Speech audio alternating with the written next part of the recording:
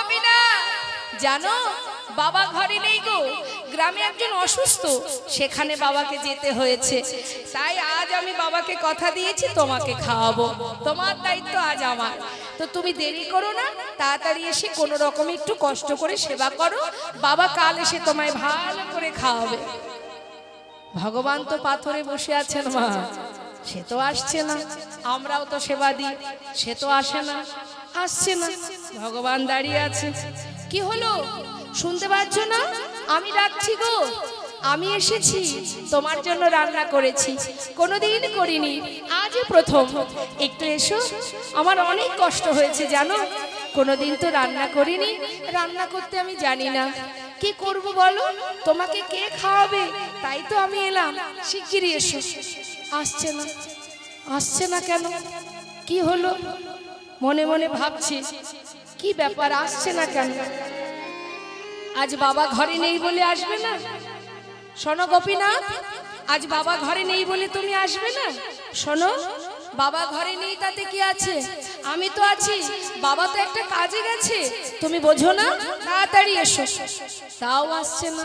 চারিদিকে ঘুরে ঘুরে দেখছি কি সমস্যা হলো। দেখছে দরজা খোলা, বাবাকে দেখেছি দরজা বন্ধ করে খাওয়াতে। দাঁড়াও দাঁড়াও, দরজাটা বন্ধ করে দিয়েছে, এই দেখো দরজা বন্ধ, এবার তো এসো। তাও আসছে না। হাতে বাঁশি, আরে বাঁশি থাকলে কেউ খেতে পারে? দাঁড়াও দাঁড়াও, বাঁশিটা নামিয়ে দিয়েছে। কি হলো, এবার তো এসো, তাও আসছে না। ওমা, সে জানে যত সময় নিজে এসেও না খাবে তত সময় তাকে ডেকে খাওয়াতে হবে। বাবা ঘরে নেই তাই বোধহয় মান করে আসছে না, কিন্তু আমি দায়িত্ব নিয়েছি, সে যদি না আসে বাবা তো এসে আমায় বকবে। তাই ডাকছি গোপীনাথ, ও গোপীনাথ, কখন থেকে ডাকছি, তুমি কি শুনতে পাচ্ছ না? বাবা ঘরে নেই, শুনলে বকবে, এসো না, কেন আসছো না তুমি? তাও আসছে না। ডাকতে ডাকতে ক্লান্ত হয়ে যাচ্ছে। একে তো রান্না করেছে তার এক কষ্ট, আবার এত সময় ধরে ডাকছে, আসছে না, রাগ হয়ে গেছে। আসবে না তো? কি ভেবেছো কি আমি যখন খাই না আমার বাবা আমাকে লাঠি দিয়ে মেরে মেরে খাওয়ায়? দাঁড়া, ঘর থেকে মন্দির থেকে বাইরে বেরিয়ে খুঁজে খুঁজে একটা লাঠি জোগাড় করেছে। লাঠিটা নিয়ে ঠাকুর ঘরে প্রবেশ করে বলছে, দেখতে পাচ্ছ কি আছে আমার হাতে? ভালো চাও চলে এসো, না হলে এই লাঠি দিয়ে না আমি তোমাকে মেরে মেরে নিয়ে আসবো। যেই না লাঠি সামনে ধরেছে, ভগবান আর থাকতে পারছে না। চোখের জলে মুখ ভাসিয়ে কাঁদছেন প্রভু, আর মনে মনে খুশিতে আনন্দে প্রভু কেঁদে উঠে বললেন মনে মনে, ভক্ত এত ভালোবাসো তুমি আমাকে, লাঠির ভয় দেখালে আমায়। এমন শুদ্ধ প্রেম, পবিত্র প্রেম আমি পাথরের মধ্যে থেকে কি করে আস্বাদন করব? আমি এক্ষুনি আসছি। পাথর থেকে সচল মূর্তি ধারণ করেছে। ভক্ত যদি মনে প্রাণে ভগবানকে ডাকে, তার কি সাধ্য থাকে দূরে থাকা? সামনে বসেছে, মনে মনে ভাবছে, দেখেছো আসছিল না, লাঠির ভয় দেখিয়েছি, ভয় পেয়ে চলে এসেছে, খেয়ে না। যেই না একটুখানি মুখে দিয়েছে, জিজ্ঞাসা করছে কেমন হয়েছে গোপীনাথ? ভালো হয়নি তাই না? আমি তো কোনোদিন রান্না করিনি, আমি রাঁধতে জানি না। কষ্ট করে খেয়ে নাও, বাবা কাল তোমায় রান্না করে খাওয়াবে। ভগবান চোখের জলকে আর ধরে রাখতে পারছে না,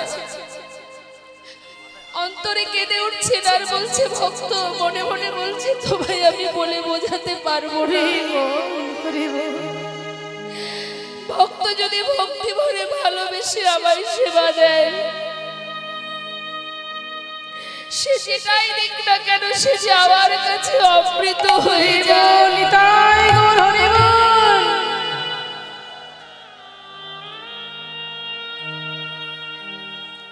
ভক্ত খুব সুন্দর হয়েছে। হবে না কেন? কত ভালোবাসা দিয়ে তুমি রান্না করেছো, খারাপ হতে পারে? খুব সুন্দর হয়েছে, খেয়ে নাও। খাচ্ছি। ভক্তের হাতে রান্না পেয়ে আজ আমার ভগবানের আর কারোর কথা মনে নেই। মনের খুশিতে তৃপ্তি ভরে আস্বাদন করে যে সেবা করতে করতে প্রায় শেষের পর্যায়ে, এবার যখন অবশিষ্টটুকু মুখে দিতে যাবে, রঘুনন্দন দেখছে সর্বনাশ, সব খেয়ে নিয়েছে। ছুটে গিয়ে হাতটা চেপে ধরেছে, গোপীনা কি বলো তো তুমি? আগে তো আসছিলে না, এসেছো ঠিক আছে, খাচ্ছ খাও, তাই বলে তুমি সব খাবে? এখনো আমি খাইনি, আমার বাবা খাইনি, আমাদের জন্য তুমি রাখবে না? পুরোটাই খেয়ে নেবে, তবে আমরা কি খাবো বলো? ভগবান বলছে, জানো আজ না তোমার হাতে রান্না পেয়ে কারোর কথা আমার মনে ছিল না। আচ্ছা ঠিক আছে, আমার হাতে যেটুকু আছে এটুকু আমি তোমার জন্য রেখে দিচ্ছি, তুমি খেও। বেশি তো ছিল না মা, সেটুকু নিজে সেবা করে থালাটা ধুয়ে রেখে দিয়েছে। যথাসময়ে মুকুন্দ দাস কাজ সেরে ঘরে ফিরেছে। রঘুনন্দন বাবা, সেবা দিয়েছিস? হ্যাঁ, যাক, আমার বড় কাজটা তুই করে দিয়েছিস। জানিস বাবা, সারাদিন কোথাও প্রসাদ পাইনি, আমাকে এবার একটু প্রসাদ দে, আমি একটু বিশ্রাম করব। বাবা, আজ আর প্রসাদ নেই। নেই কেন রে? প্রসাদ কি হলো? কোনো ভক্ত এসেছিল নাকি? কেউ আসেনি, তাহলে প্রসাদ কি হলো? কি আর হবে, সবই তো গোপীনাথ খেয়ে নিচ্ছিল। ভাগ্যিস আমি হাতটা ধরেছিলাম, আমার জন্য এইটুকু রেখেছিল, আমি সেটা খেয়ে নিয়েছি। মুকুন্দ দাস মনে মনে চিন্তা করছে, এটা কি করে হতে পারে? আমি তো ওকে প্রতিদিন খাওয়াই, সে তো কোনোদিন খায় না। আজ আমি ঘরে নেই, আমার পুত্র সেবা দিতে গেল আর আজই খেয়ে নিল। নিশ্চয়ই আমার সন্তান আমাকে মিথ্যা কথা বলছে, কারণ সে তো এসে বলবে না, ও মুকুন্দ আমি কিন্তু খাইনি, তোমার ছেলে খেয়েছে। সে তো কথা বলতে পারে না। যার যেমন ভাব তার তেমনই লাভ মা।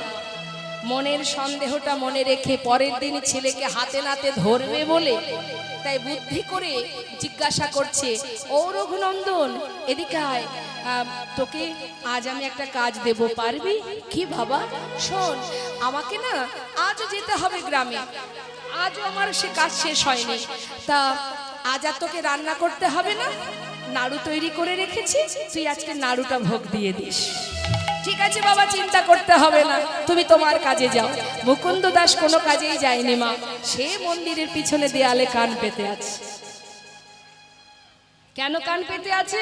আজ আমার ছেলে যখন মন্দিরে যাবে, আমি শুনবো আমার সন্তান ছাড়া আর কারোর কণ্ঠ সেখানে শোনা যায় কিনা। হরিবল হরিবল। এদিকে নাড়ু সাজিয়ে নিয়ে ভিতরে ঢুকেছে। গোপীনাথ, ও গোপীনাথ, কাল এসেছিলাম, আজও এসেছি। আজও আমার বাবাকে গ্রামে যেতে হয়েছে। কি করব শোনো, বাবা তোমার জন্য নাড়ু পাঠিয়েছে, তুমি নাকি নাড়ু খেতে ভালোবাসো, শিগগিরই আসো, তাড়াতাড়ি এসে নাড়ু খেয়ে নাও। আজ কিন্তু আর ডাকতে পারবো না। ভগবান বিগ্রহ থেকে সচল মূর্তি ধারণ করে পাতা আসনে এসে বসেছে। বলছে, ভক্ত আর তোমাকে ডাকতে হবে না। কোন ভক্ত যদি আমাকে ডাকার মতো একবার ডাকে, আর তার সেই ডাক যদি আমার কানে একবার পৌঁছে যায়, আমার ভক্ত যদি কোনো সময় আমাকে ভুলেও যায়, আমি জনম জনম সেই ভক্তকে আর কখনো ভুলি না। এই দেখো আমি এসেছি। কে করেছে নাড়ু? বাবা করেছে। বাবা মনে মনে ভাবছেন, প্রভু বাবাই করুক আর যেই করুক, আমার ভক্তের হাতের ছোঁয়া তো লেগে আছে, আমি তাতেই খুশি। হরিবল হরিবল। যেই না নাড়ু মুখে দিয়েছে মা, পাশে দাঁড়িয়ে রঘুনন্দন ভাবছে কালকের মতো দাঁড়িয়ে থাকবো, আর যদি সব খেয়ে নেয় আজ আর তা হতে দেব না। আজ ও খাবে, আমিও খাবো। সেও আবার পাত্র থেকে একটা নাড়ু তুলে নিয়েছে। মুখে দিয়েছে, অর্ধেকটা খেয়েছে। যখনই ভালো লেগেছে আর বাকি এঁঠো অর্ধেক নাড়ুটি ওই গোপীনাথের মুখের কাছে ধরেছে। গোপীনাথ, খেয়ে দেখো কত সুন্দর আমার বাবা করেছে, খেয়ে দেখো। ভগবান আর থাকতে পারছে না। ভক্ত তার এঁঠো নাড়ু মুখের কাছে ধরেছে দেখে প্রভু কাঁদছে। জিজ্ঞাসা করছে, রঘুনন্দন তুমি কাঁদছো কেন? আমার এঁঠো নাড়ু দিয়েছে তাই। জানো গোপীনাথ, আমার ভালো লেগেছে তাই আমি তোমায় দিচ্ছিলাম। কেঁদো না, আমি আর আমার এঁঠো তোমায় দেব না। ভক্ত, আমি সেজন্য কাঁদছি না। আমি কাঁদছি কেন জানো? তুমি যদি তোমার এঁঠো নাড়ু আমাকে খাওয়াতে পারো, তবে কি আমার এই প্রসাদী নাড়ুটা আমি তোমায় খাওয়াতে পারি? বেশ তো, তুমি আমাকে খাওয়াও, আমি তোমাকে খাওয়াই। ভগবান তার প্রসাদী নাড়ু দিচ্ছে ভক্তের বদনে, ভক্ত তার এঁঠো নাড়ু দিচ্ছে ভগবানের বদনে। ভক্ত ভগবানের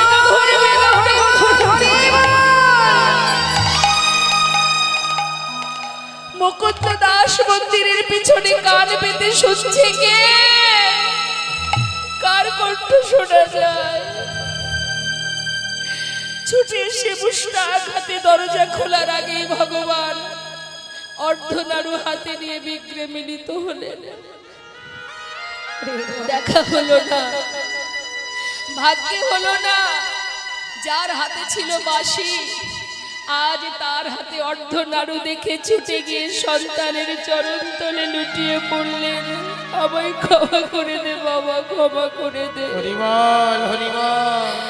এতদিন যার সেবা দিয়েছি, আমার সেবা অযোগ্য হয়ে গেছে। আমার বুকের মাঝে আয় বাবা। এতদিন তাকে সেবা দিয়ে সে ভগবানের দর্শন পেল না মা। একটা 12 বছরের সন্তান, যার ভজন নেই, যার পাণ্ডিত্য নেই, যার অর্থ নেই, শুধুমাত্র ভক্তি রজ্জু দিয়ে ভগবানকে বেঁধে ফেললেন। হরিবল হরিবল। তাই সন্তানকে বুকে জড়িয়ে ধরে কাঁদছে আর বলছে, এতদিন যার সেবা দিয়ে আমার জীবনটা অযোগ্য হয়ে গেছে, আমার কোলে আয়। তোর মতো ভক্ত সন্তানে আমি জড়ায়ে ধরি। তাই গৌর হরিবল হরিবল। সন্তানে আমি জড়ায়ে ধরি, আমার অযোগ্য দেহ আমি যোগ্য করি। তোর মতো ভক্ত সন্তানে আমি জড়ায়ে ধরি। আমার অযোগ্য দেহ আমি যোগ্য করি। আমার মানব জনম আমি ধন্য করি।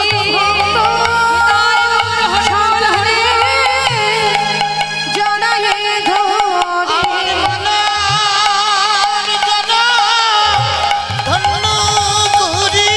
ভক্ত সন্তানে জড়ায়ে ধরি। আমার এতদিনের অযোগ্য দেহ যোগ্য করি। ভক্ত সন্তানের জড়ায়ে ধরি, আমার মানবে জানান ধন্য করি। ভক্ত সন্তানের জড়ায়ে ধরি। এতদিন আমার অযোগ্য দেহ যোগ্য করি।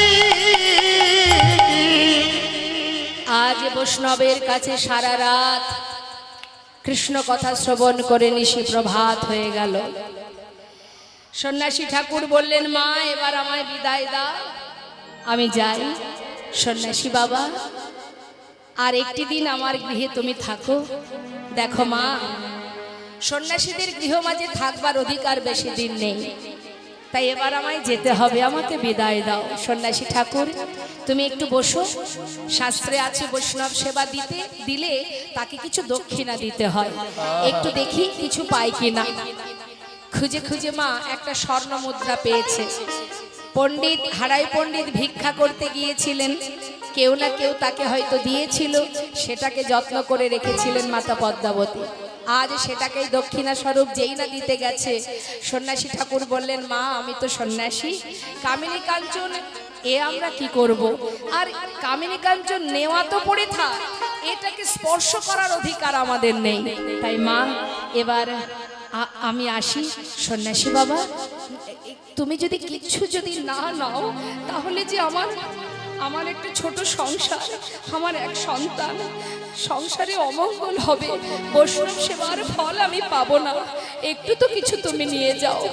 মা তুমি আমায় দেবে তোমার বাসনা, তুমি আমায় দক্ষিণা দেবে। আমারও বহুদিনের একটা বাসনা, আর সেই বাসনা আমি তোমার কাছ থেকে পূরণ করতে চাই। তুমি আমায় সেই বাসনা পূর্ণ করবে। সন্ন্যাসী ঠাকুর কি সেই বাসনা? আমার যদি সামর্থ্যে থাকে, আমার যদি ঘরে থাকে, আমি অবশ্যই দেব। মা সত্যি তুমি দেবে? তুমি একবার আমাকে 3 সত্য করো। বেশ সন্ন্যাসী ঠাকুর, তুমি আমার কাছে কিছু চাইবে আর আমার ঘরে থাকবে, আমি দেব না, এটা হতে পারে? এই আমি কথা দিচ্ছি, দেব দেব দেব। পরে না বলবে না তো? বলেই দেখো। মা তবে শোনো, তোমার প্রাণটা আমাকে দিতে পারবে? সন্ন্যাসী ঠাকুর আমার প্রাণ? সত্যি তুমি আমার প্রাণ চাও? কি আছে দেহের মধ্যে? দেহ থেকে যেদিন প্রাণটা চলে যায়, এই দেহটাকে পথে ঘাটে কত কুকুর শ্রীগালে ছিঁড়ে খায়। আর যদি তোমার চরণে নিজের প্রাণটা দক্ষিণা স্বরূপ দান করতে পারি, আমার জনম ধন্য হয়ে যাবে। তুমি একবার চাও, তুমি চেয়ে দেখো, চাইবা মাত্রই আমি আমার প্রাণ তোমার চরণে সমর্পণ করব। মা তোমার প্রাণ নয়, তোমার ভালোবাসার প্রাণ। সন্ন্যাসী বাবা আমি কিচ্ছু বুঝতে পারছি না, একটু বুঝিয়ে বলো। তোমার একমাত্র কুবেরকে যদি আমায় করো যাহা পেলে জগতে জুড়াইবে প্রাণ। যাহা পেলে জগতে জুড়াইবে প্রাণ। সন্ন্যাসী ঠাকুর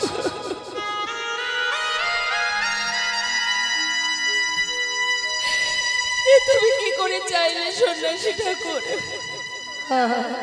সাত নয় 5 নয়, আমার একমাত্র পুত্র। মা বলে ডাকার মতো আর কেউ নেই আমার। সন্ন্যাসী বাবা আমায় তুমি ক্ষমা করো। এ দক্ষিণ আমি তোমায় দিতে পারবো না। ও ছাড়া যে আমার আর কেউ নেই, তুমি অন্য কিছু চাও, এ দক্ষিণ আমি দিতে পারবো না। মা আমার কথা শোনো, একবার আমার দিকে তাকিয়ে দেখো, আমিও তো কোনো না কোনো মায়ের সন্তান। হরিবল হরিবল। আমিও তো সেই মাকে কাঁদিয়ে জীবের কল্যাণের জন্য ঘর ছেড়ে পথে নেমেছি। মা তোমার একটি সন্তানের বিনিময়ে তুমি জগৎ জননী হবে। মা তুমি তোমার সন্তানকে না দিলে জগৎবাসীকে আমি উদ্ধার করতে পারবো না। মা সন্ন্যাসী বাবা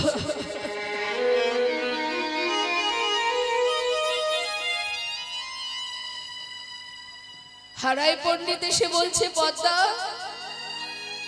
আমার কুবেরের কুষ্টি বিচার করে আমি দেখেছি, আমার কুবের শুধুমাত্র আমার সংসারের জন্য আসেনি, এসেছে জগতে জীবের কল্যাণের জন্য। জগৎ সংসারের জন্য, জীবের মঙ্গলের জন্য, যে সন্তান জীবের কল্যাণের জন্য আসে সে কখনো ঘরে বাধা থাকতে পারে না। আজ না হোক কাল তোমায় ছেড়ে আমায় ছেড়ে আমাদের পুত্র চলে যাবেই যাবে। পর্দা তুমি বিদায় দিয়ে দাও। ছোট্ট 12 বছরের সন্তান এসে বললেন, মা আজ তোমার চোখে জল কেন মা? ও মা, সব মা বাবাই চান সন্তানের যেন ভগবানের চরণে মতি গতি থাকে, ভগবানের সেবায় লাগে। আজ তোমার ঘরে সন্ন্যাসী ঠাকুর নিজে পায়ে হেঁটে এসেছে। অনেকের ঘর আছে, অনেকের সন্তান আছে, কার ঘরে গেছে সন্ন্যাসী? তোমার সন্তানকে দক্ষিণা স্বরূপ চাইছে মা। আজ তো আমার গর্বের সহিত বলতে মনে চায়, ওরে জনম জনম যেন এমন মায়ের গর্ভে আমি আসতে পারি, তবে জনম জনম আমি সন্ন্যাসীর চরণে নিজেকে সঁপে দিতে পারি। বিদায় দাও মা, বিদায় দাও। জানো মা, সন্ন্যাসীর বৈষ্ণব সেবা দিয়েছো তুমি। আজ যদি তুমি দক্ষিণা দিতে না পারো তাহলে তোমার এই বৈষ্ণব সেবার কোনো ফল হবে না। আমি তোমার সন্তান, শোনো মা। পিতৃ সঙ্গ পালিবারে রাম গিয়েছিল বনে, আমি মাতৃ আজ্ঞা পালিবারে যাব সন্ন্যাসীর সনে।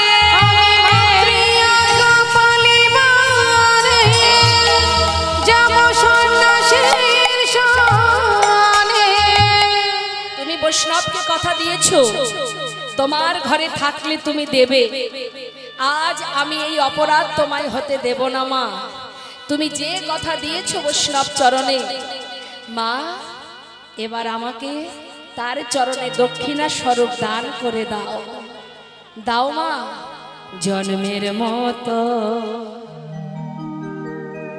বিদায় দাও মা। ও মা, সেদিন যদি মাতা পদ্মাবতী সন্তানকে না দিতেন, আজ আমরা নিতাই চাঁদকে কেউ পেতাম না। আমি এ দেশ ছেড়ে যাই গো চলে মাগো, আমায় জন্মের মতো বিদায় দাও। আমি দেশ ছেড়ে যাই গো চলে মাগো, আমায় জন্মের মতো বিদায় দাও। পার যদি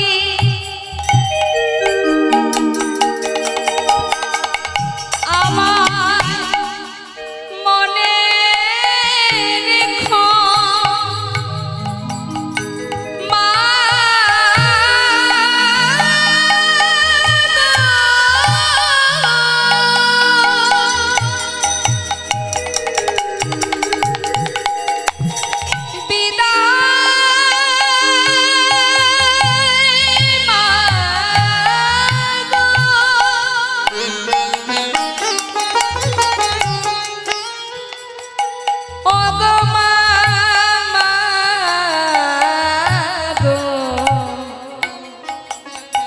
জন্মের মতো বিদায় দাও মা।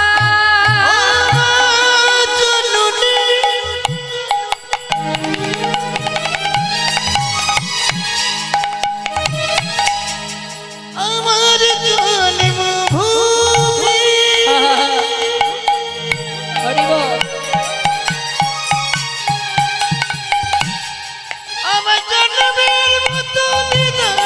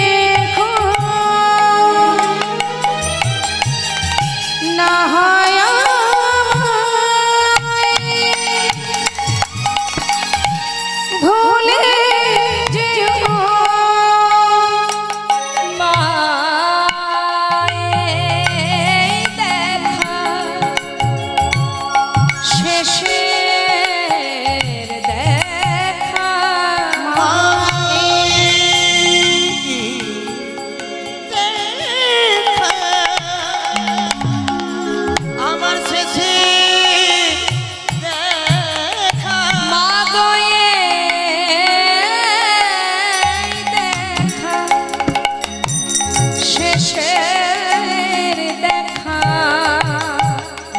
আর দেখা হবে না মাগো মাগো জন্মের মতো বিদায় দাও মা। আমি ছেড়ে সন্ন্যাসী হব মাগো জন্মের মতো বিদায় দাও মা। মাতা পদ্মাবতী চিন্তা করলেন, সন্তান যদি ধর্মের পথে যায়, মা হয়ে সেই পথে বাধা দেওয়া আমার উচিত নয়। পিতা দিতে চাই, সন্তান যেতে চায়, আমি কেন বাধা দেব?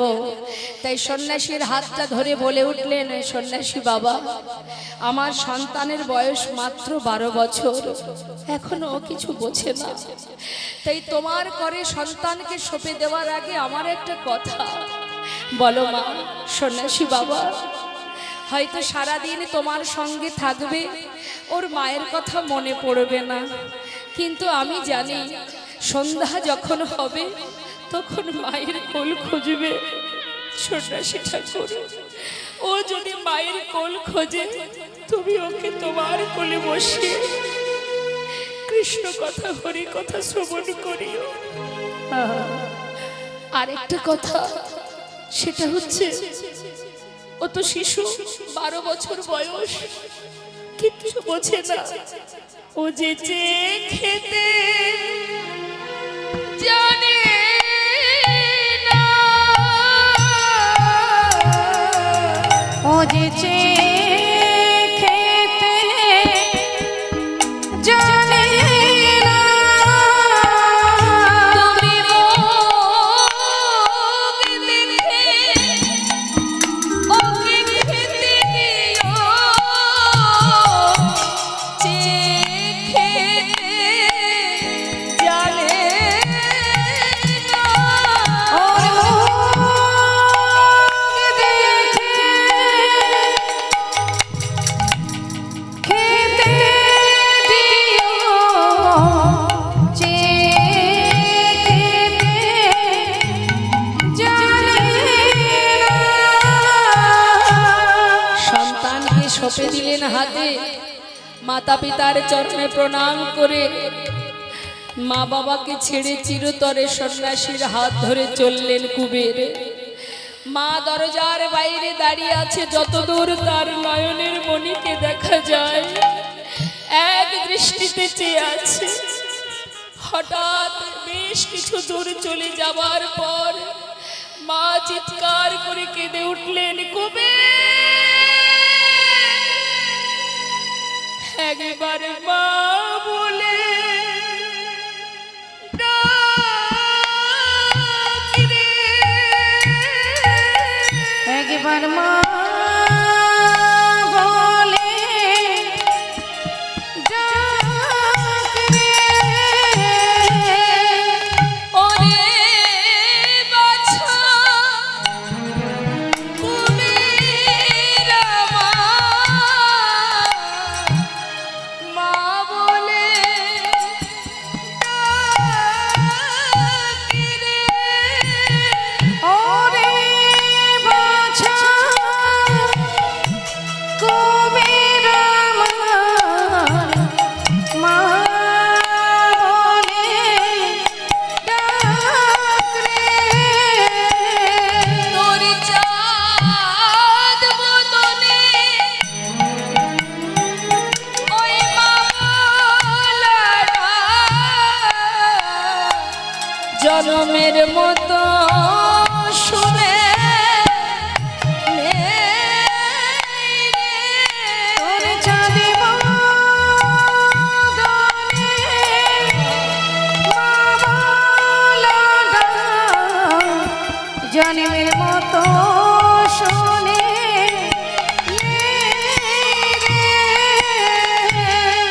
চিরতরে মা বাবাকে ছেড়ে চলে যান ছোট্ট 12 বছরের কুবের। সন্ন্যাসীর হাত ধরে চলে গেলেন। সন্ন্যাসী ঠাকুর নানা তীর্থ ঘুরছেন। মুম্বাইতে একটি জায়গা আছে যার নাম পাণ্ডাপুর। সেই পাণ্ডুয়াপুরে পৌঁছে বলে উঠলেন, সন্ন্যাসী ঠাকুর কুবের, তুমি স্নান করে এসো, আজ আমি তোমায় কৃষ্ণ মন্ত্রে দীক্ষা দেব। স্নান করে আসার পর কৃষ্ণ মন্ত্রে দীক্ষিত করলেন। এবার দীক্ষিত হবার পর গুরুচরণে কুবের আমার প্রণাম করলেন। আর যেই না প্রণাম করে মস্তকটা তুলেছে, মাথা তুলে দেখছে সন্ন্যাসী ঠাকুর আর নেই। জলে জল ঢালিলে যে মতি মিশায়, সেই মতো দুই দেহ এক হয়ে যায়।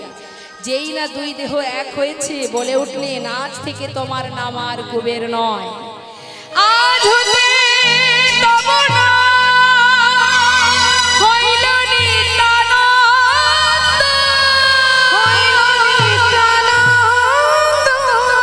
কলিজীবের দ্বারে দ্বারে বিলাবে আনন্দ।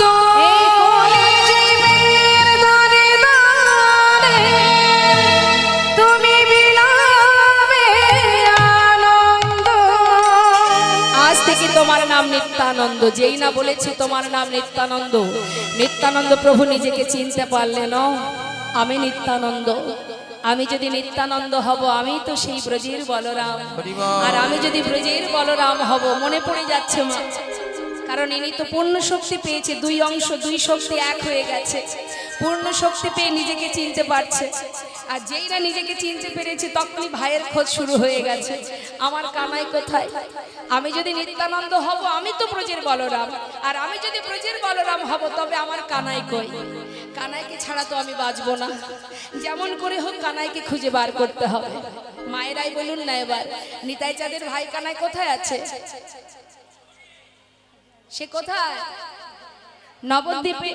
আর এদিকে নিত্যানন্দ প্রভু নানা তীর্থ ঘুরছে, গয়া, কাশী, প্রয়াগ, মথুরা, দ্বারাবতী, নরনারায়ণ আশ্রম, গেলা গেলা, মহামতি, সব জায়গায় ঘুরে ঘুরে বাবা ভাই কানাইয়ের জন্য পাগল। পঞ্চভাবে ভাইকে সেবা দেন। আজ ভাইকে না পেয়ে তিনি উন্মাদ পাগলের ন্যায় চারিদিকে ঘুরছে। মহাজন বলছে, দেখো এই মতো যত তীর্থ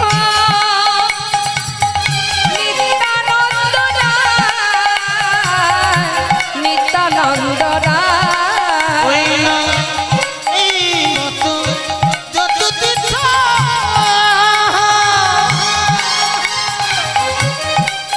এলে নিত্যানন্দ রায়, নিত্যানন্দ রায়।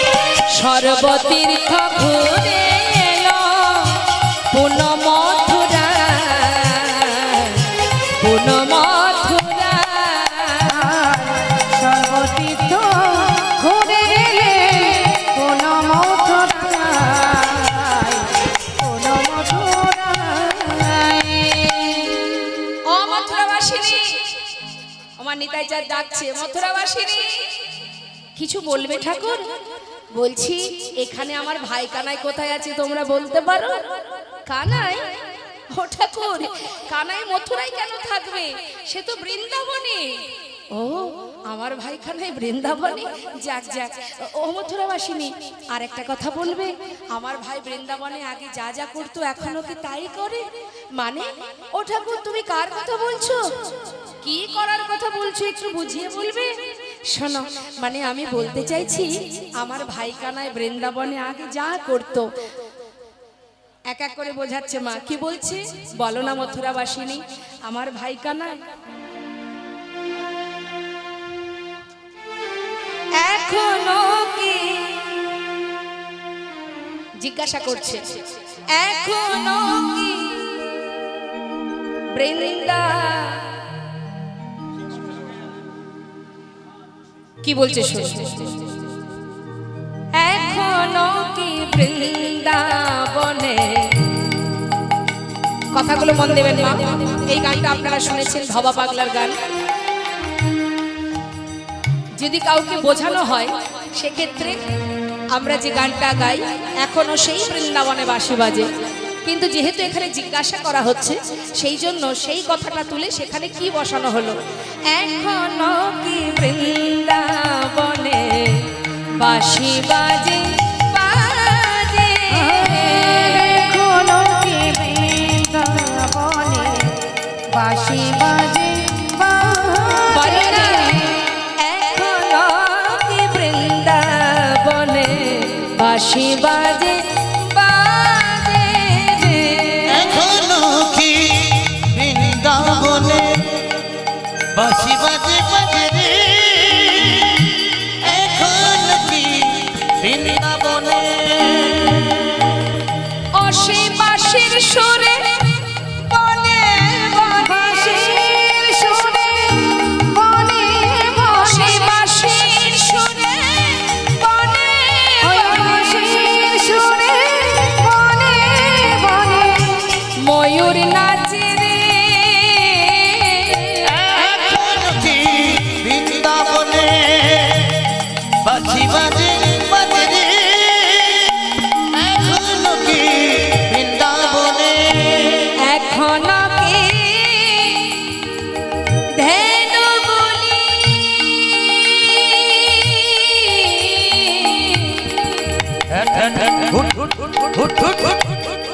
তোমরা বলে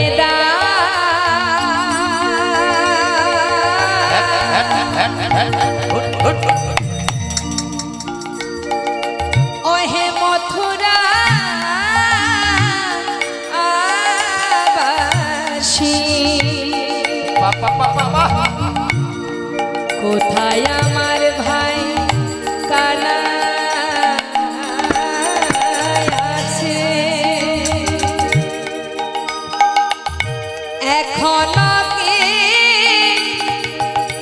ধেনুগুলি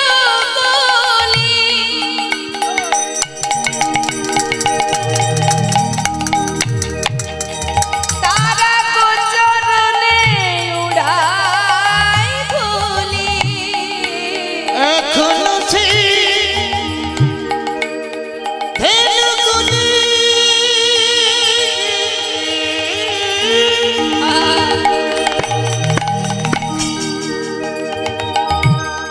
এখনো সেই এখনো কি সেই ধেনুগুলি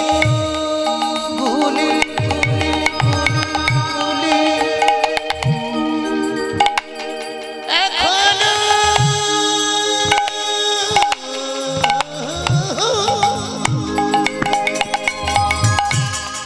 সেই ধেনুগুলি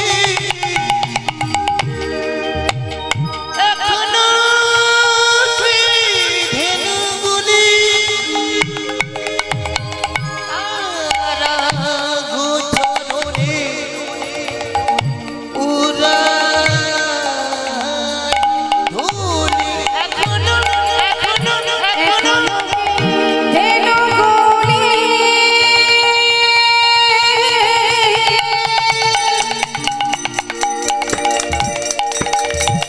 তারা গোচরণে উড়ায় ধুলি আবার সখায় সখায় কুলাকুলি সবাই সবাই ধূসরে কুলাকুলি বন মাঝারে এখনো কি বৃন্দাবনে বাঁশি বাজে বাজে রে, এখনো কি বৃন্দাবনে আমার আশা ছিল ওই মনে মনে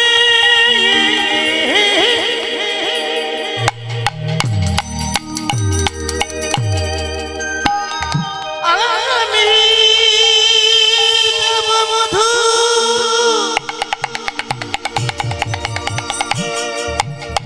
ওই বৃন্দাবনে।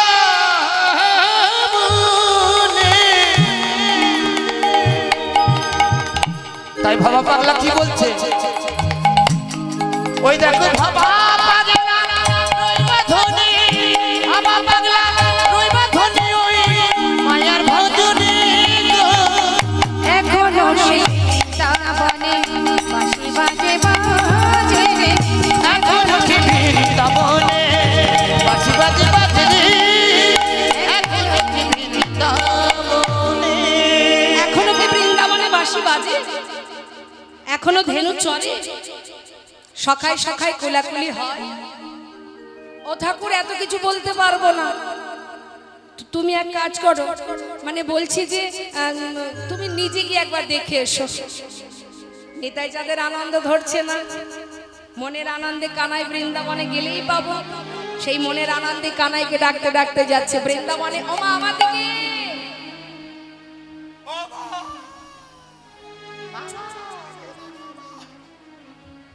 ওই ঠাকুমাকে একটু ডেকে দিন তো, পয়সা রাখার জায়গা পাচ্ছে না। ঠাকুমা আমার কাছে আপনি দিতে পারেন, সময় হলেই আমি আপনাকে দিয়ে দেব। টাকা রাখার জায়গা পাচ্ছে না, একবার বলে তুই ধর। কি হয়েছে? মাথাটা একবার এদিক আর একবার এদিক, কি হলোটা কি? ওই ঘুরতে ঘুরতেই জীবনটাই ঘুরে গেল, সঠিক রাস্তা খুঁজে আর আমরা পেলাম না। এত মাথা ঘুরছে কেন? এইদিকে তাকান। বৃন্দাবনে ছোট ছোট বালকদের কি বলে? শিশু বালকদের কি বলে ডাকে বলুন? জানেন না? এত কথা বললে কি জানা যায়? ছোট ছোট বালকদের বলে লালা, আর ছোট ছোট মেয়েদের, বাচ্চা মেয়েদের বলে লালি। এখন নিতাই চাঁদ যাচ্ছে কানাইকে ডাকতে ডাকতে, ব্রজের লালা মেরা ভাই কানাইয়া, ডাকতে ডাকতে যাচ্ছে। ভাইয়া রে কানাইয়া রে, ও তু दरसन देखाए जा रे भैया रे কানাইয়া রে, ও তুই দর্শন দেখায় যা রে। दरसन देखाए जा रे कन्हैया, दर्शन देखाए जरे कन्हैया, दरसन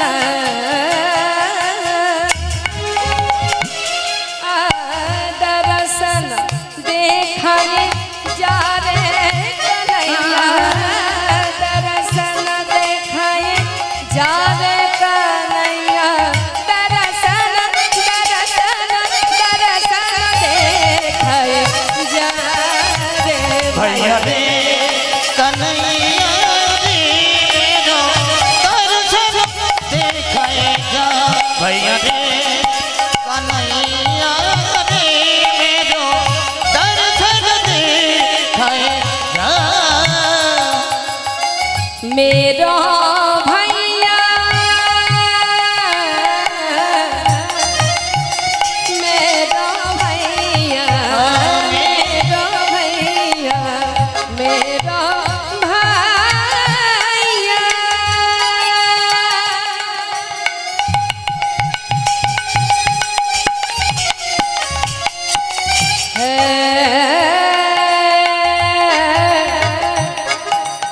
है मेरो भैया मेरो प्राण कन्हैया, एक बार दर्शन दे मेरा भैया, बरज की लाला, बरज की लाला सैया कृष्ण कन्हैया, कृष्ण कन्हैया, जमुना तट पे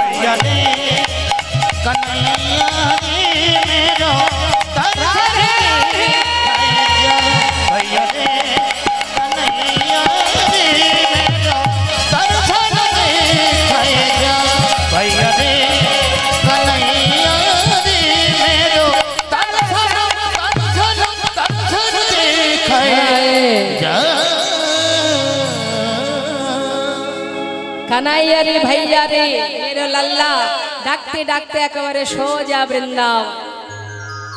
ওমা সব জায়গায় খুঁজেছে, কানাইকে কোথাও পাচ্ছে না। আর যখন ভাইকে পেল না, স্থির করলেন এই প্রাণ আমি আর রাখবো না। খুঁজে খুঁজে যখন আর পেল না, ভাবছে কানাই সব তীর্থ ঘুরে অবশেষে বৃন্দাবনে, এখানেও যখন তোকে পেলাম না, তুই তো জানিস কানাই তোকে ছাড়া আমি এক মুহূর্ত থাকতে পারি না। তাই ধীরে ধীরে গিরি গোবর্ধন পর্বতের কাছে গিয়ে একটা শিলাখণ্ড জোগাড় করেছে মা। কেন জানেন? প্রাণ আর রাখবে না। শিলাখণ্ড হাতে নিয়ে বলছে কানাই, যদি দাদাকে পেতে চাস সামনে এসে দাঁড়া, না হলে এই শিলাখণ্ড মাথায় আঘাত করে এক্ষুনি আমি প্রাণ ত্যাগ করব। যেই না বলা মা শিলাখণ্ড নিয়ে মাথায় আঘাত করতে যাবে, এমন সময় এক বৈষ্ণব এসে হাতটা চেপে ধরলেন। ঠাকুর, ও ঠাকুর, তুমি যদি এইভাবে নিজেকে ত্যাগ করো তাহলে আমরা কি শিখব? তুমি এমন করে নিজেকে ত্যাগ করো না। ও ঠাকুর শান্ত হও। নিত্যানন্দ প্রভু জিজ্ঞাসা করছে তুমি কে? আমি এই বৃন্দাবনে থাকি, কৃষ্ণের দাসানুদাস। আচ্ছা তুমি কি আমাকে চেনো? যে আমাকে তুমি এইভাবে বাধা দিলে? কে তুমি বলো, কেন তুমি আমায় বাধা দিলে? তুমি চেনো? সেই বৈষ্ণব বলে উঠলেন ঠাকুর তোমাকে চিনতে পারে এমন সাধ্য কার আছে? তবে তোমার কৃপা থাকলে আমি তোমার এক নয় 4 জন্মের কথা বলে দেব। আচ্ছা বলো তো আমি কে? তবে শোনো, ত্রেতা যুগে ছিলে অনুজ লক্ষণ, ত্রেতা যুগে ছিলে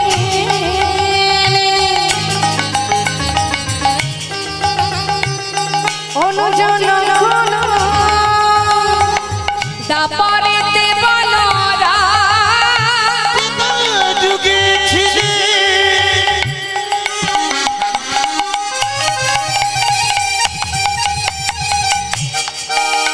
ওই অনুজ লক্ষণ, দাপুরে ছিলে এবার কুবের হইয়া জনমিলে আসি, কুবের হইয়া জন্মিলে আসে, এবে নিত্যানন্দ হইয়া জন্মিলে আছি, এবে নিত্যানন্দরা কতবার দেখেছি গো, কতবার দেখেছি গো, নূতন দেখা নয় গো প্রভু, তোমায় কতবার দেখেছি গো।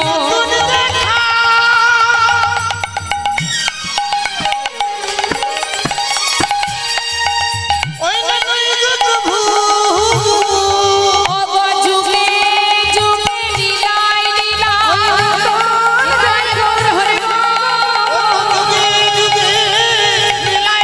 নূতন দেখা নয় গো প্রভু, নূতন দেখা নয় গো প্রভু, তোমায় কতবার দেখেছি গো।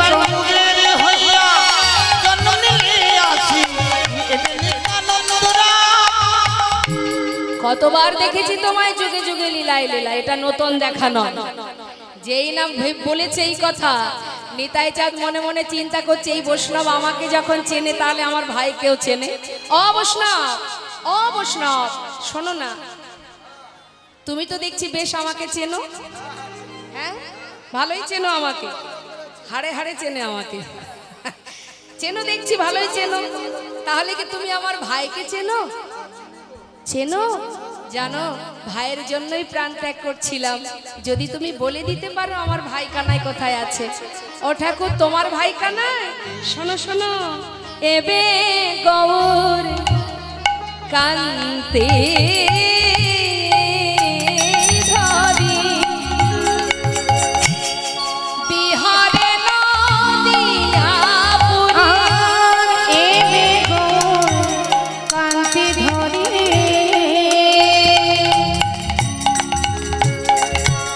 বিহারে নদিয়া পুরে, সেইখানে আছে প্রাণধন, সেইখানে আছে প্রাণধন। ঠাকুর আছে প্রাণধন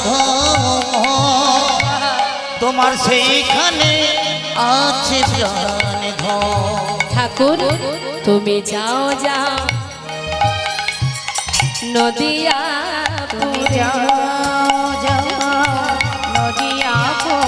সেইখানে তোমার ভাই কানাই আছে তুমি যাও যাও নদিয়াপুরে সেইখানে ভাই কানাই আছে তুমি যাও যাও নদিয়াপুরে আমার ভাই কানাই নদিয়াতে যাক আমি খুব খুশি আচ্ছা বৈষ্ণব এদিকে এসো এখন তাহলে আমার ভাই আর বৃন্দাবনে থাকে না ওই নদিয়াতে আছে আচ্ছা বলছি যে আমার ভাই আগে যেমন দেখতে ছিল সেই রকমই আছে কি মানে ভালো করে জেনে নিচ্ছে তাহলে ভাইকে তাড়াতাড়ি খুঁজে পাবে মানে বৃন্দাবনে যেমন গায়ের রং ছিল কি ছিল মা তা এখনো কি সেই নবদ্বীপে মানে নদিয়াতে সেই কালোটা আছে তো এখন আর নেই কালো নেই কি গো মা আপনারা তো গৌরহরিকে দর্শন করেছেন একটু মিলিয়ে নেবেন বৈষ্ণবের কথাগুলো বলছে ও ঠাকুর তোমার ভাই এখন আর কালো নেই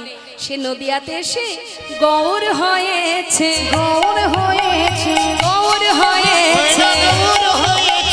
কালো কানাই এবার গৌর হয়েছে কালো কানাই এবার গৌর হয়েছে ওই ব্রজ ছেড়ে নদিয়ায় এসে কালো কানাই গৌর হয়েছে ছেড়ে নদিয়ায় এসে কালো কানাই এবার গৌর হয়েছে আমার ভাই আর কালো নেই আমি যে কি আনন্দ পাচ্ছি তোমাকে কি বোঝাবো যেহেতু ভাইকে সবাই গায়ের রং কালো বলে সবাই ভাইকে কালুয়া কালুয়া বলে ডাকতো আর তো কেউ কালুয়া বলবে না যাক আমার খুব আনন্দ হচ্ছে অবশ্য শোনো শোনো বলছি কি আমার ভাই যে বাঁকাটা ছিল সেটা আছে তো ও ঠাকুর এখন তোমার ভাই আর বাঁকা নেই ওই যে তিনটাই বাঁকা সে সোজা হয়েছে সোজা হয়েছে সোজা হয়েছে সোজা হয়ে ওই বাঁকা কানাই এবার সোজা হয়েছে ওই বাঁকা কানাই এবার সোজা হয়েছে ব্রজ ছেড়ে নদিয়ায় এসে বাঁকা কানাই সোজা ওই হয়েছে ব্রজ ছেড়ে নদিয়ায় এসে বাঁকা কানাই এবার সোজা হয়েছে তাহলে আমার ভাই এখন আর নেই যাক অবশ্য আরেকটা কথা বলবে আমার যে কি আনন্দ হচ্ছে না শোনো শোনো শোনো আরেকটু কাছে এসো, কাছে এসো। শোনো না বলছি কি আমার ভাই কানাই হ্যাঁ মানে ওই নবদ্বীপে নদিয়াতে আমার ভাই কানাই কাছে এসো না বেশি জোরে বলা যাবে না দেখছো না সবাই বাইরে আছে যদি কেউ শুনতে পায় কেউ শুনবেন না কিন্তু হ্যাঁ ভাইয়ের গুণের কথা তো ধীরে ধীরে বলছে বলো না আমার ভাই কানাই ওই নদিয়াতে করে কিনা করে কিনা করে কিনা করে কিনা করে কিনা করে কিনা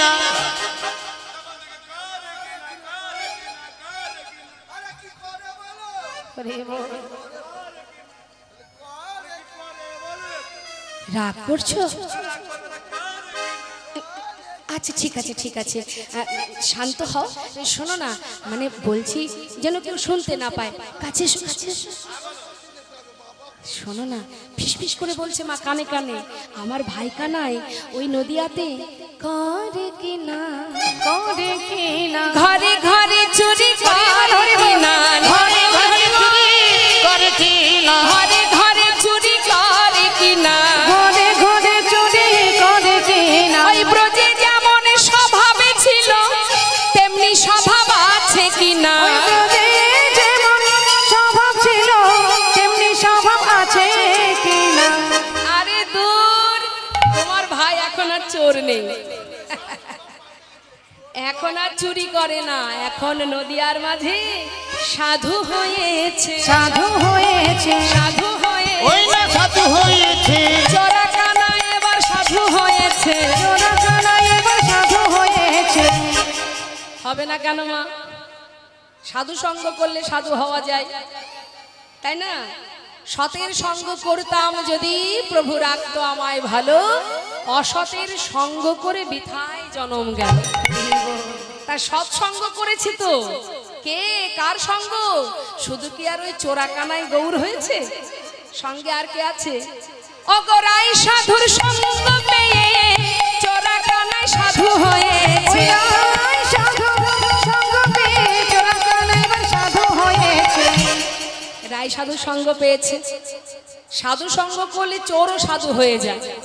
তার একটা সুন্দর প্রমাণ আপনাদের ছোট্ট করে বলি। এক জঙ্গলের মধ্যে 10 জন ডাকাত প্রতিদিন ডাকাতি করে, সারা রাত ধরে ডাকাতি করে।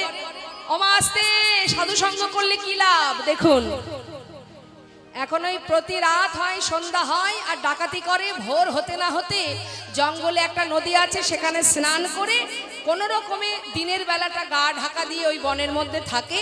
আবার যেই রাত হয় আবার ডাকাতি করতে বেরিয়ে যায়। এইবার ভোরবেলা যখন ওই স্নান করছে বাবা নদীতে, সেই সময় দেখছে পাশের ঘাটে আরো একজন স্নান করছে। এখন যে চোর হয় সে কিন্তু অপরকে চোরের নজরেই দেখে, মনে করে ও মনে হয় চোর। এখন 10 জনে যে ঘাটে স্নান করছে সে বলা বলি করছে, এই ভাই এদিকে আয়,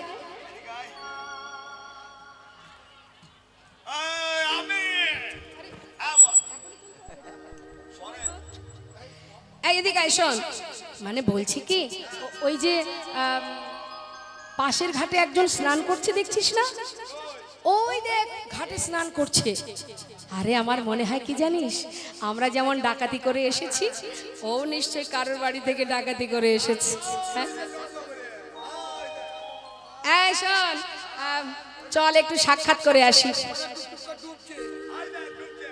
বলছে চল সাক্ষাৎ করি, যেহেতু ও চোর আমরাও চোর। এখন যেই না কাছে গিয়েছে, সবে মাত্র সে স্নান করে উঠেছে বাবা, গিয়ে ধরেছে, ধরে বলছে এই যে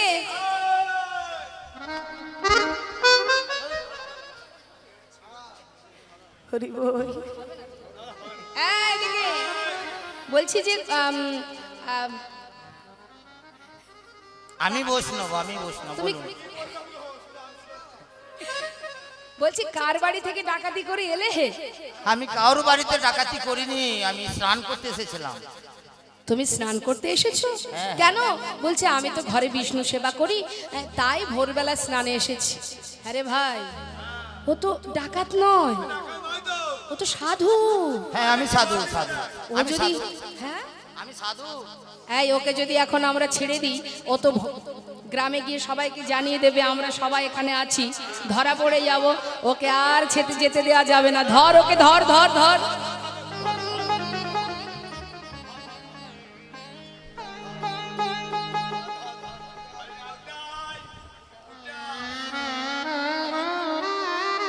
এই যে শোনো, আমার দিকে তাকাও। মানে আমি বলতে চাইছি, তুমি সাধুই হও আর চোরই হও, ধরা যখন আজ পড়েছ, আর কিছু করার নেই। তোমাকে আর ছাড়তে পারবো না, হয় তোমার গড্ডান হবে, আর না হলে আমাদের দলে নাম লেখাতে হবে। কোনটা করবে বলো? আমি চুরি করিনি, তাও তোমরা যদি আমাকে ধরে মারধর করো, আমার তো করার কিছু নেই। আমি তোমাদের দলে নাম দেব, আমি ডাকাতের দলে নাম দেব, আমাকে মেরো না। বেশ, তাহলে চিন্তা করছে প্রাণে মরার থেকে দলে নামটা তো লেখাই, প্রাণে বেঁচে তো থাকি, যদি কোনোদিন সুযোগ পাই তাহলে মুক্তির পথ খুঁজে পাবো। এখন দলের ভিতরে একটা নিয়ম আছে বাবা, এক একদিন এক একজন দলের পান্ডা হয়। দলের পান্ডা এক একদিন এক একজনের দায়িত্ব পড়ে, যে তুমি আর যা বলবে আমরা সেটাই করব। এইভাবে প্রত্যেকের দায়িত্ব দিতে দিতে আজকের পালা পড়েছে সাধুর হাতে। এই যে শোনো সাধু, আজকের দায়িত্ব তোমার। হ্যাঁ, ঠিক আছে। আমরা কার বাড়ি ডাকাতি করতে যাব, কোন পথে যাব, কিভাবে কি হবে, সব তোমার দায়িত্ব। তুমি যা বলবে আমরা তাই করব। তাই ঠিক আছে সর্দার, ঠিক আছে। সাধু মনে মনে চিন্তা করছে, সুযোগ যখন পেয়েছি একটু সৎ কাজে লাগাই। এই যে শোনো, তাহলে আজ আমি যা বলবো তোমরা তাই করবে তো? একটা সুন্দর করে ফর্দ তৈরি করে দিয়েছে মা, তাতে জপের মালা, নতুন ধুতি, তুলসীর মালা, খুর কাউচি ও কাইচি সব কিছু গুছিয়ে লিখে দিয়েছে যাও বাজার থেকে কিনে নিয়ে এসো। কিছু করার নেই, সর্দার যা বলবে তাই করতে হবে। এখন সব কিনে এনেছে, আনার পরে মস্তক মুন্ডন করে একটা করে শিখা রেখে গলায় তুলসীর মালা পরিয়ে সুন্দর ধুতি গেঞ্জি পরিয়ে জপের মালা হাতে ধরিয়ে দিয়েছে। কিচ্ছু করার নেই, যা বলবে তাই করতে হবে। এখন বলছে চলো আমার সঙ্গে, যেখানে তোমাদের সঙ্গে আমার প্রথম দেখা হয়েছিল। সোজা নদীর ধারে নিয়ে গেছে মা, নিয়ে গিয়ে এবার সেখানে সারি সারি সারা রাত ধরে এবার হরিনাম করাচ্ছে। এখন সবাই হরিনাম গাইছে। আর পরের দিন সকাল মানে ভোর হতে না হতে ওই এলাকার রাজার কন্যা রাজকন্যা দাসী নিয়ে এসেছে স্নান করতে। এসে দেখছে সারি সারি সাধুরা বসে হরিনাম জপ করছে, হরিনাম করছে, ভোরবেলা হরিনাম হচ্ছে। হ্যাঁ, তা যখন হরিনাম গাইছে এমন সময় ওই রাজকন্যা স্নান করে মুখটা তুলে সাধুদেরকে দেখে তার মনে, দেখুন মা, তারা সে ডাকাত হোক আর যাই হোক, আজকে যে তার বেশটা সাধুর বেশ, এতে যদি কারোর মধ্যে এতটুকু ভক্তি জন্মায় তাতেই সে উদ্ধার হয়ে যাবে। আজ সবাইকে দেখে ছুটে গিয়ে রাজকন্যা সবার চরণে প্রণাম করেছে। প্রণাম করে দুপুরবেলা মধ্যাহ্নে প্রসাদের নিমন্ত্রণও করে ফেলেছে খুশি মনে। সবাইকে বলছে সাধু বাবা, আজ আমার মনে ভক্তি জেগেছে, তাই আমার ইচ্ছা আপনাদের মধ্যাহ্নে আমি সেবা দেব। ভালো কথা। রাজার বাড়ির খাওয়া দাওয়া। যেই না রাজকন্যা বাড়ি গেছে, মহারাজকে বললেন, পিতা আমি নদীর ধারে 11 জন সাধুকে দেখেছি, আমি তাদের মধ্যাহ্নের সেবার ব্যবস্থা করতে চাই। বেশ, আমার তো অভাব নেই, যা খুশি তুমি আয়োজন করো। আয়োজন হয়েছে মা, সাধুর বেশ পরিধান, জপের মালা হাতে, ডাকাতের দল এসে হাজির হয়েছে। সবাই আসা মাত্রই চরণ ধৌত করেছে, চরণ ধৌত করে আসন পেতে বসতে দিয়েছে। এবার সোনার থালার সোনার গ্লাস যেই না সামনে পাঠিয়েছে মা, স্বভাব যাবে কোথায়? আরে ভাই, এত ডাকাতি করেছি, সোনার থালা গ্লাস কোনোদিন পেয়েছিস? মনে মনে খুব আনন্দ। আর একজন বলছে, এই চুপ, আমরা সাধু না, এখন কোনো কথা হবে না। সেবা করছে মা, রাজভোগ সেবা হলো। সেবার পর কি হয়, আমরা এঁঠো থালা কি ওই যখন প্রসাদ দেয় আমাদের, এই যেমন এখানে সেবা হবে, থালা কি আর কেউ নেবে? সে তো ফেলে দেবে। আর যেই না রাজা কিন্তু সেটা গ্রহণ করলেন না। এবার তারা কি করবে, তাদের স্বভাব যেটা, থালা গ্লাসগুলো যার যার ঝোলায় ভরে নিয়েছে। ভালো কথা। রাজকন্যা বললেন, বাবা সেবা হলো, দক্ষিণা দিতে হবে তো। যাও মা, আমার তো অভাব নেই, অনেক মূল্যবান হিরে জহরত যা কিছু আছে, দামি দামি রত্ন সব এবার থালায় সাজিয়ে নিয়ে সমস্ত বৈষ্ণবের কাছে এসে দক্ষিণা স্বরূপ দান করছে। তখন বলা বলি করছে, হ্যাঁ রে বন্ধু, একদিন সাধু সঙ্গ করে সারা জীবন যা না পেয়েছি, একদিন সাধুর সঙ্গ করে যদি এত দামি দামি সম্পদ আমরা পাই, আর সারা জীবন যদি সাধু সঙ্গ করি, তাহলে এর থেকে আরো কত মূল্যবান সম্পদ। করুণাময় ভগবানের শ্রী রাঙাচরণ পাদ পদ্ম। আরে ভাই, একদিন সাধু সঙ্গ করে এত কিছু, সারা জীবন সাধু সঙ্গ করলে তাহলে আরো কত মূল্যবান সম্পদ লাভ করা যাবে। তাই তো শাস্ত্রে বললেন, সাধু সঙ্গ সাধু সঙ্গ সর্বশাস্ত্রে লাভ মাত্র, সাধু সঙ্গে সর্বসিদ্ধি হয়।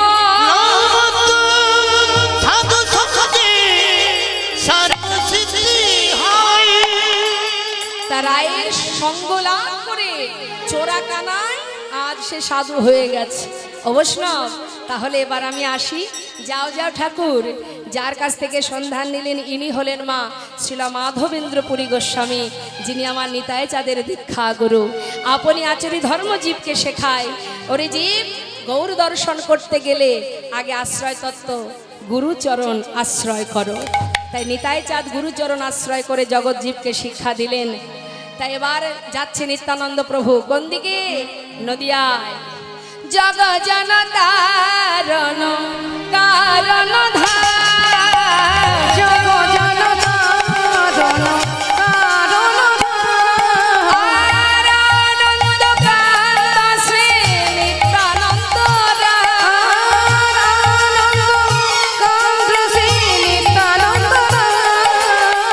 জগ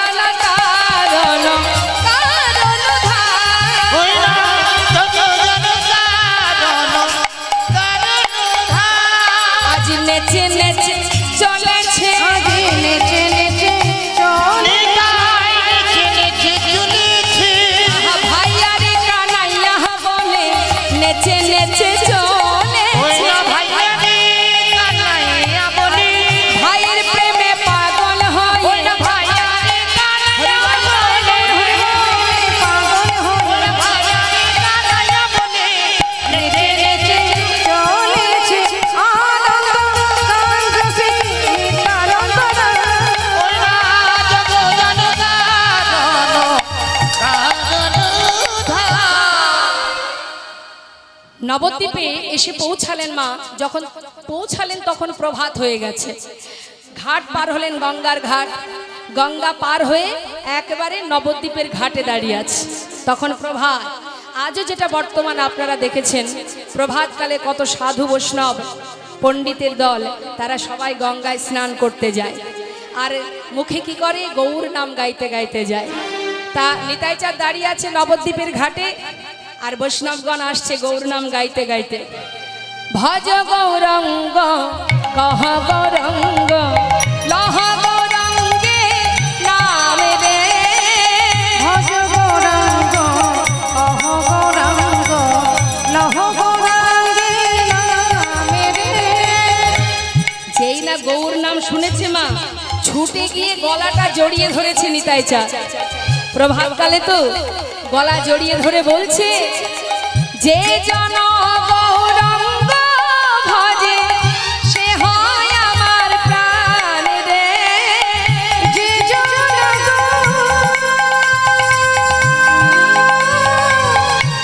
গৌরাঙ্গ ভজে, যে জন গৌরাঙ্গ ভজে সে হয় আমার প্রাণে। ভজ গৌরাঙ্গ কহ গৌরাঙ্গ লহ গৌরাঙ্গে নামে।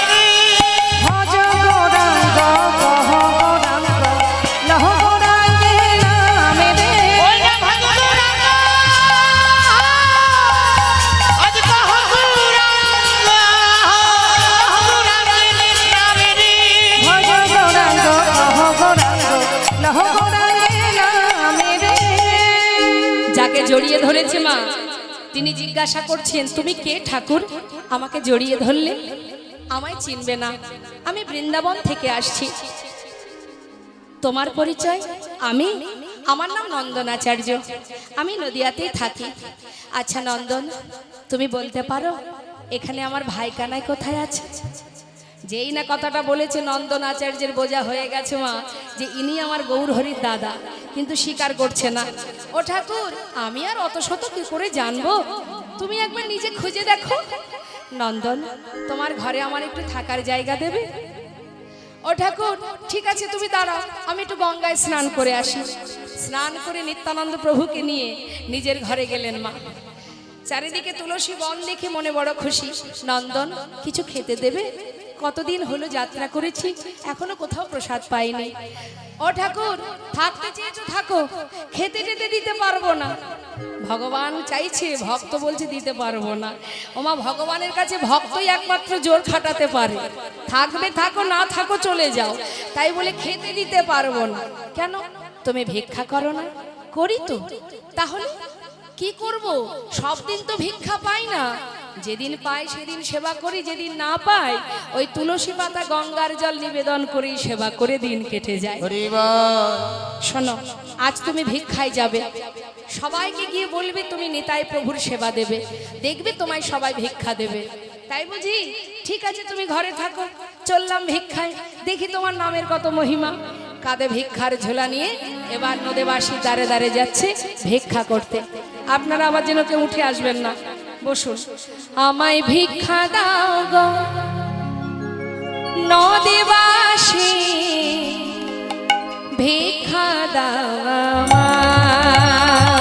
আমায় ভিক্ষা দাও গো নদেবাসী, ভিক্ষা দাও আমায়। আমি নিতাই প্রভু সেবা দেব, ভিক্ষা দাও ও গো আমি নিতাই প্রভু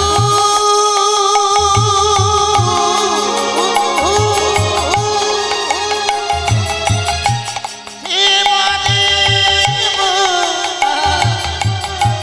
ভিক্ষা দাও আমায়। তোমরা ভিক্ষা দাও আমায় ভিক্ষা দাও গো নদেবাসী, ভিক্ষা দাও আমায়। একবার ভিক্ষা দাও আমায়, একবার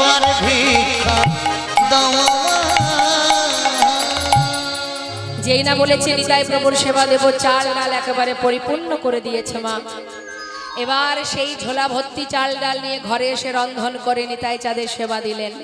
চরণ ধরে করজোড়ে বললেন, হে প্রভু, যতদিন তুমি তোমার ভাইকে না পাবে কথা দাও আমার ঘর ছেড়ে যাবে না।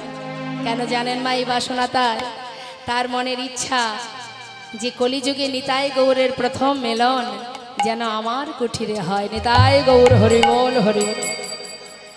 এদিকে করুণাময় গৌর সুন্দর নিশির শেষে স্বপ্ন দেখছেন যে নদিয়াতে এক মহাপুরুষের আগমন ঘটেছে। তালধ্বজ রথে সংসারের আসিয়া রহিল আমার দোয়া, আসিয়া আমার সনে হাসি কথা বলে তোমাতে আমাতে কাল হবে পরিচয়। বলে তোমাতে আমাতে হবে পরিচয়। মনের আনন্দে করুণাময় গৌর হরি ঘুম থেকে উঠে ভক্তদের বললেন, ভক্ত চলো আমরা সবাই যাই। এই নদিয়াতে এই নবদ্বীপে এক মহাপুরুষ এসেছে, আর সে আমার দাদা ছাড়া আর কেউ নয়। আমি তাকে দর্শন করেছি, আমি দেখেছি বেত্র বাঁধা কানা এক কুম্ভ বাম হাতে, বেত্র বাঁধা কানায় কুম্ভ বামে হাতে, আবার নীল বস্ত্র পরিধানে নীল পাগড়ি মাথে, নীল বস্ত্র পরিধানে নীল পাগড়ি মাথে, বাম শ্রুতি মূলে এক কুণ্ডল বিচিত্র, শ্রুতি মূলে কুণ্ডল বিচিত্র, আহা হলা ধরে ভাবে তার বুঝিলাম চরিত্র, বলি সেই তো এসেছে, আহা সেই তো এসেছে আমার প্রাণের ভাই, সেই তো এসেছে। ও গো হলা ধরে ভাবে তার বুঝিলাম চরিত্র, ধরে ভাবে তার বুঝিলাম চরিত্র। আমি দর্শন করলাম, আর দেরি নয়, চলো আমরা যাত্রা করি। খোল করতাল নিয়ে মনের আনন্দে মা সবার বাড়ি বাড়ি বাড়ি বাড়ি যেতে যেতে এবার নন্দনাচার্যের গৃহে। নন্দনাচার্য বাইরে বেরিয়ে দেখছে গৌর হরি। প্রভু তুমি? হ্যাঁ নন্দন, তোমার ঘরে কোনো মহাপুরুষ এসেছে? হ্যাঁ প্রভু, গঙ্গার ঘাটে দেখা। সে বলল আমার ঘরে আসবে। শোনো, আমি তার সঙ্গে দেখা করব, তুমি বাইরে থাকবে, তুমি কিন্তু ভিতরে যাবে না। তাই হবে প্রভু। নন্দনাচার্য বাইরে, গৌরহরি ভিতরে গেলেন মা। গিয়ে দেখছে দাদা ধুলায় গড়াগড়ি দিয়ে কাঁদছে কানায় কানায় বলে। দাদা দরজার কাছে দাঁড়িয়ে ডাকছে, দাদা। নিতাই চাঁদ হঠাৎ বদন তুলে দরজার দিকে লক্ষ্য করে চিনতে পারছে না গৌরহরির সেই রূপ দেখে মনে মনে ভাবছে, এ কি আমার সেই কানাই? কানাই আর গৌরহরি রূপের তো অনেক তাৎপর্য মা, অনেক পার্থক্য। বুঝতে পারছে না এটা আমার ভাই কানাই তো।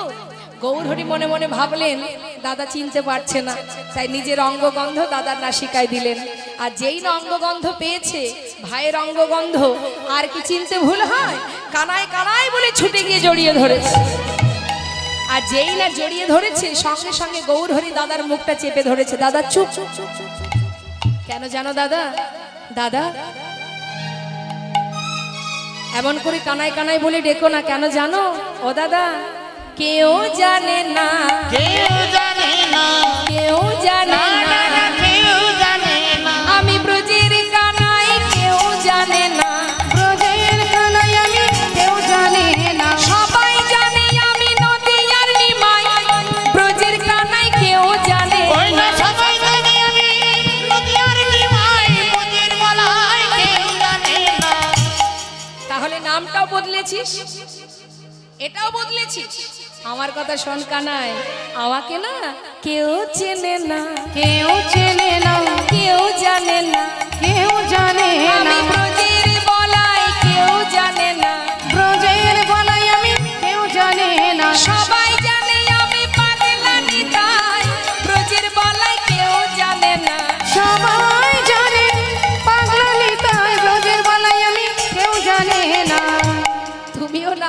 করেছো দাদা? হ্যাঁ ঠিক আছে, বাইরে ভক্তরা আছে, চলো দাদা তোমার সঙ্গে সবার সাক্ষাৎ করাই। এই বলে যেই না নিতাই চাঁদকে নিয়ে বাইরে এসেছে মা, এসে দেখছে কি ওই নন্দনাচার্য দেয়ালে কান পেতে সব শুনছে।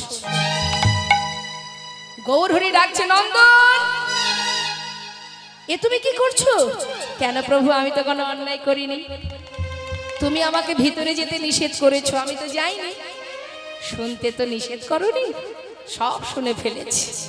কি শুনেছো তুমি?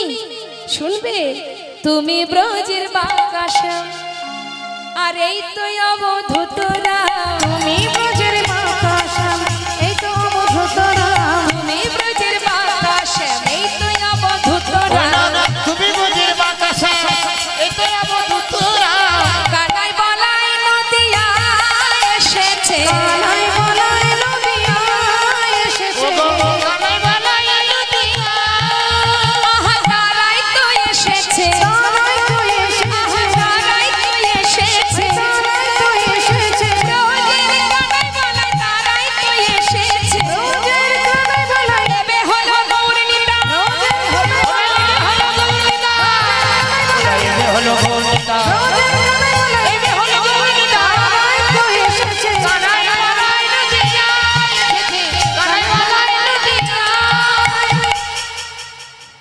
শ্রীবাস পণ্ডিত শ্রীমদ্ ভাগবতের দশম স্কন্ধে শ্লোক পাঠ করে শোনাচ্ছেন।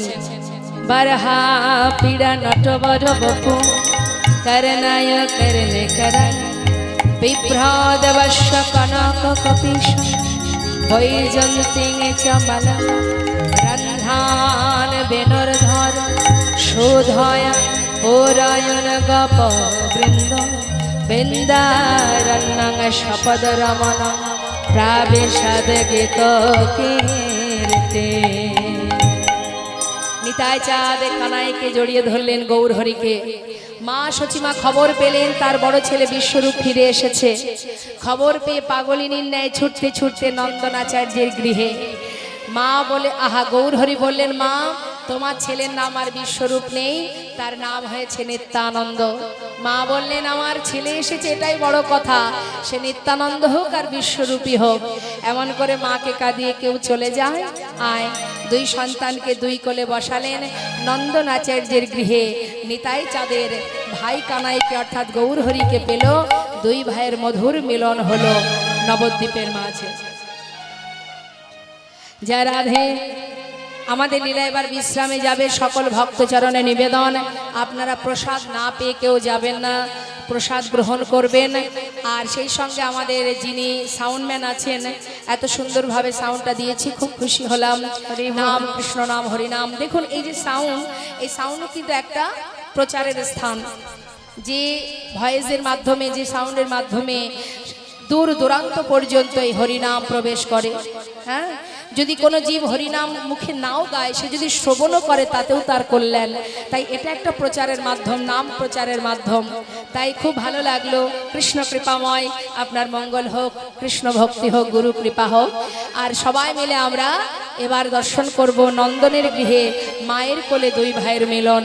সচি মায়ের কোলে গৌরী নেতা সেজেছে ভালো, সচি মায়ের কোলে গৌর নেতাই সেজেছে ভালো, এবার ভক্তগণে বদন হেরে হরি হরি বলো।